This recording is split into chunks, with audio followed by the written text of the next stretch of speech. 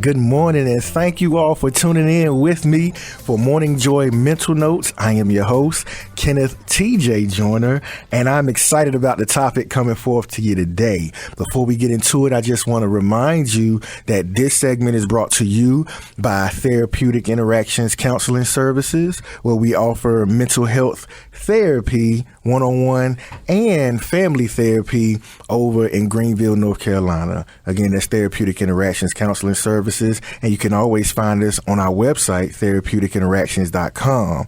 Just for those who may need the spelling, that is THERAPEUTICINTERACTIONS.com. You can also reach us by phone at 252-689-8671.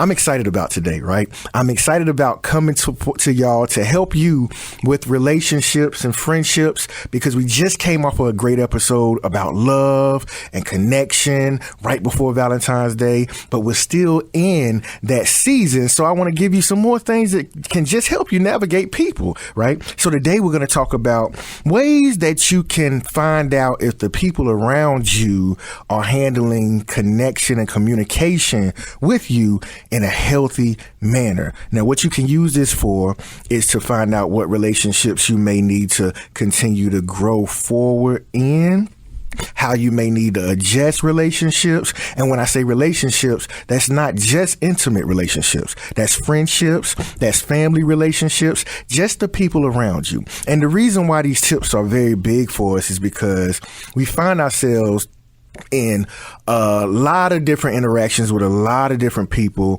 And I think it can go under the radar when people are stressed out. And some of that stress can come from just the way that we're interacting with the people around us. Not to say that they're bad people, but we can help teach them how to treat us so we don't take on too much weight that's not necessarily our obligation or our responsibility, right? So 3 tips. We're going to walk away with 3 tips to know if we have good communication and good connection in our relationships and daily social interactions. So the first one, the way that you can find out if this is a healthy connection or a healthy relationship, they allow you to be you without feeling guilty, right? So a lot of people, they have big hearts. And sometimes they can subconsciously or unconsciously just move in a way just to satisfy people, right? So one of the things that I want you to charge yourself to do is start to be aware that you can be who you are unapologetically. Meaning, even if I make mistakes, I need to connect with people who will allow me to be a person that can learn, allow me to be a person that can make mistakes, allow me to be a person that might not want to talk about tough situations right then in that moment. I may need some time, or allow me to be a person that may not be comfortable with certain things, right? Not necessarily telling me how I should move. I tell people all the time, the way that you handle your life, because you're the only person that has to live it, the way that you handle your life is totally up to you in terms of who makes that call, right? Nobody should be able to tell you how you should handle your life, and vice versa. You shouldn't be telling anybody else how you should handle your life. So it goes 2 ways. It's a great way for you to build upon your relationship.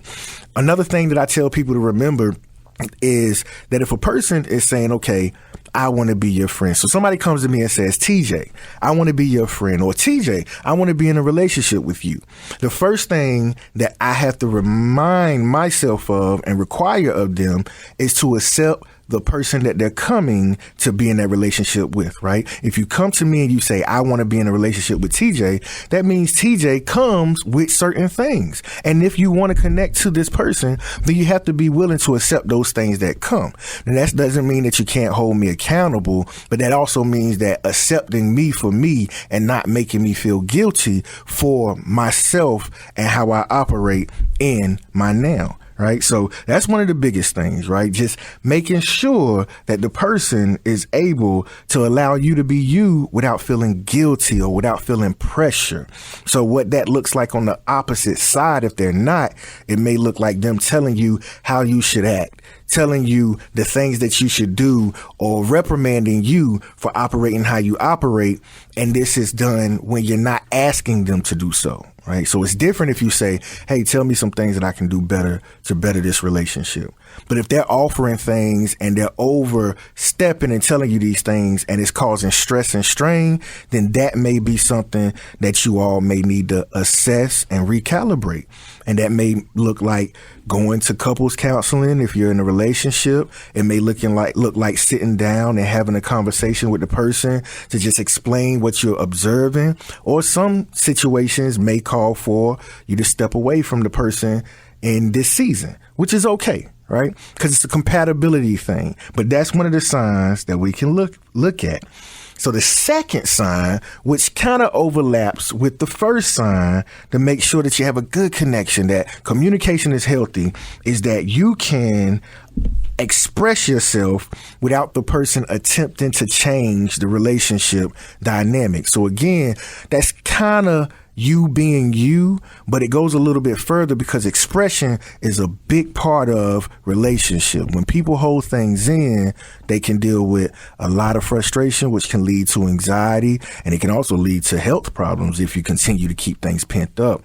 So what you want to do is make sure that a person can handle you in your highest moments, but also in your lowest moments, and they can allow you to be expressive to them without necessarily changing the dynamic in your situation.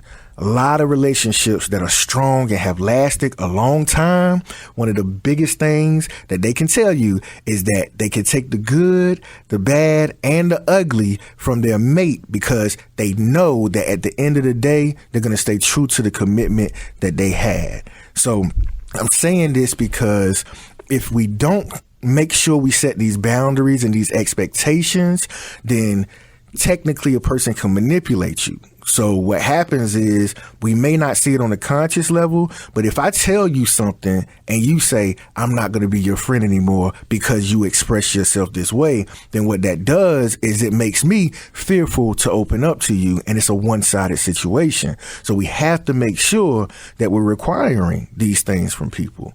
A lot of times it can become frustrating dealing with these type of people, and we on our side can point the finger and say, okay, this person makes me feel this way or that way. But today I'm asking that you charge yourself to be responsible for teaching people how to treat you, right? So if they're going to have access to you, then your job is to make sure that they know this is how I expect to be treated going forward, right? And if you can't stay true to those things, or if you can't give me those things that I'm asking for, doesn't mean I'm a bad person. It doesn't mean you're a bad person. It just means that we might not be as compatible as we thought we were, or we might not be as compatible as we need to be that close in this season.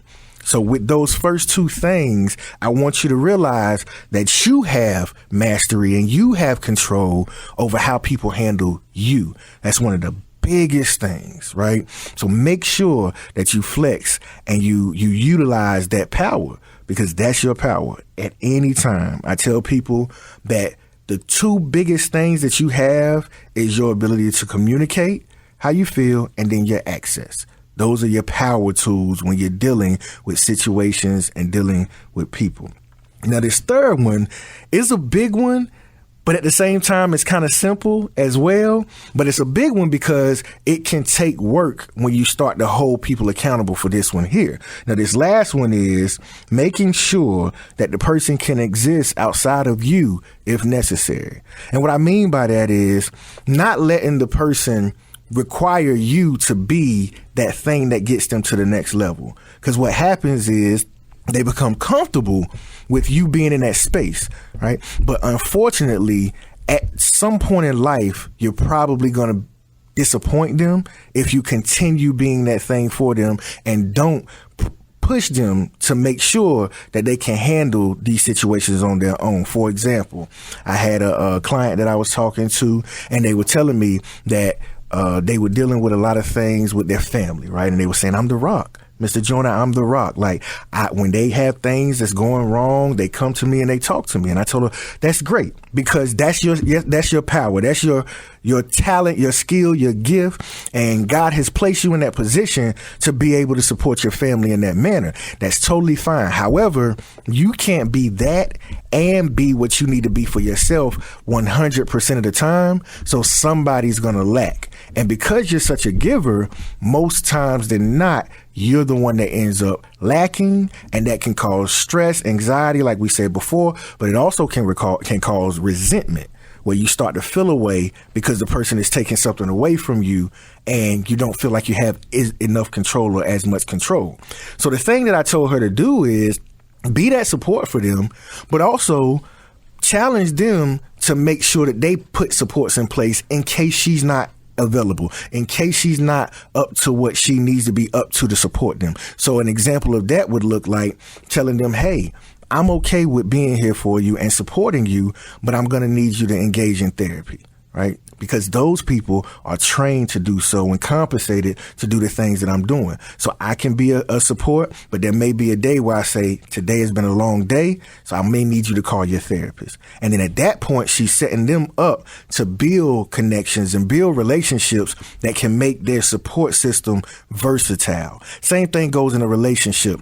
I love relationship. I love love. But one of the biggest things is making sure that you have an identity outside of that relationship. Because what happens is if you lean on that person, then at some point they're going to disappoint you because they're only human, meaning life is going to tug on them. Life is going to pull on them. And it's going to get to a point where it can even be draining for them to give you the things that they normally would give because we're pulling on them so hard. So making sure that people can stand alone outside of the connection, outside of the friendship and the relationship. And as crazy as it sounds, that makes it stronger because they can live freely, live fully, and all three things can fall into place. So again, when we look at those 3 tips to making sure that we have a good connection and have healthy communication and healthy connection patterns with people, we want to make sure that number 1, those people allow you to be you without feeling guilty,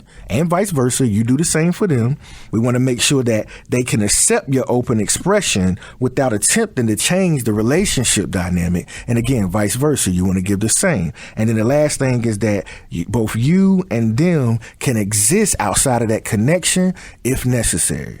And those are the 3 tips that I want you to take with you as we go into this next month.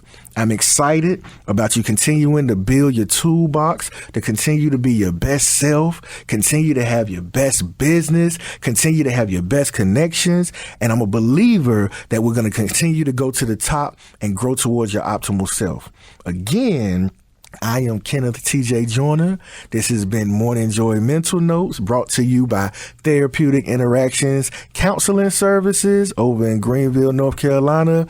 And I can't wait until we can come back and have another great conversation. But until then, utilize what you have got today and keep being your best self.